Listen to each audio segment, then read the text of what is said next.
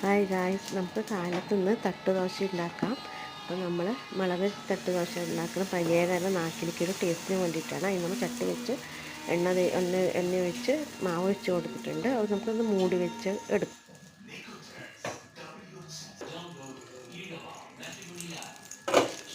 മൂടി വെച്ചിട്ട് തുറന്നെടുക്കുക. അതിന് ശേഷം നമുക്കിലേക്ക് എണ്ണ വെച്ച് കൊടുക്കുക ലൈറ്റായിട്ട്.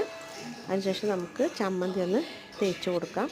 നമ്മൾ ചമ്മന്തി വെച്ചിരിക്കുന്നത് വറമുളക്, തക്കാളി, വലിയ ഉള്ളി, മല്ലിയില, കരുവേപ്പില, പെരുംജീരകം, കുരുമുളക്, ആവശ്യത്തിന് ഉപ്പ്, വെളുത്തുള്ളി എല്ലാം ഇട്ട് അരച്ച ചമ്മന്തി കേട്ടോ നമ്മൾ ലൈറ്റായിട്ടൊന്ന് തേച്ച് കൊടുക്കുന്നുണ്ട്.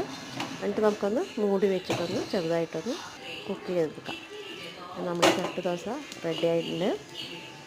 അടിപൊളി ടേസ്റ്റാണ് കേട്ടോ. പനിയുള്ള സമയത്തൊക്കെ അങ്ങനെ ഉണ്ടാക്കി കഴിച്ചാൽ. നമ്മളിതിലേക്ക് ചമ്മന്തി അരച്ചിട്ടുണ്ട്. ചട്നി ചമ്മന്തിയാണ് അരച്ചിരിക്കുന്നത്. സൂപ്പറായിട്ടുള്ള അടിപൊളിയായ ചട്നിയാണ്. അത് നമ്മൾ അരച്ചിരിക്കുന്നത് എങ്ങനെയാണെന്ന് പറഞ്ഞുതരാം. തേങ്ങ, പൊരികടല, ഇഞ്ചി, മല്ലിയില, കരുവേപ്പില, വെളുത്തുള്ളി, ജീരകം എല്ലാം ആവശ്യത്തിന് പച്ചമുളക്, ഉപ്പ് എല്ലാം കൂടി ഇട്ട് അരച്ചിട്ട് നമ്മൾ കടുക് താളിച്ചിടണം കേട്ടോ.